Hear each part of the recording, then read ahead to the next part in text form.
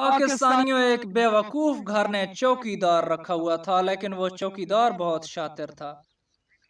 جب اس چوکیدار کی نظر ان بیوقوفوں کے قیمتی سامان کے اوپر پڑی تو اس نے فوراً ہی چوروں کے ساتھ رابطہ کر لیا اور چوروں کے ساتھ مل گیا۔ وہ بیوقوف جب سو جاتے تھے تو وہ چوکیدار چوروں کو بلا لیتا تھا اور ان بیوقوفوں کا گھر خالی کرا لیتا تھا۔ صبح جب بیوقوف اٹھتے تھے تو گھر میں کچھ بھی نہیں ہوتا تھا۔ وہ تو بیوقوف تھے بیچارے، انہیں کیا سمجھ۔ وہ پھر سے محنت مزدوری کر کے اپنے گھر میں مال جمع کرتے تھے۔ جب اچھا خاصا مال جمع ہو جاتا تھا تو پھر سے چوکیدار چوروں کو بلا کر ان کا گھر خالی کرا لیتا تھا۔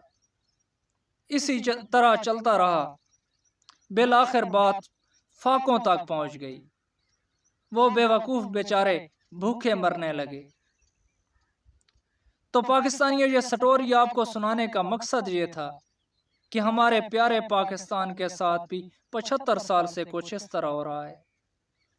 یہ بیوقوف عوام سمجھ رہی ہے کہ ہمارا چوکیدار بیٹھا ہے جو ہماری رکھوالی کر رہا ہے، لیکن افسوس کہ چوکیدار چوروں کے ساتھ مل کر آپ کی کھالیں کھا رہے ہیں۔ خدا کی قسم، شہروں میں جا کے دیکھیں، لوگ بھوکے مر رہے ہیں، لوگوں کے پاس دوائیوں کے پیسے نہیں ہیں، لوگ خودکشیاں کرنے پہ مجبور ہو چکے ہیں اس وقت۔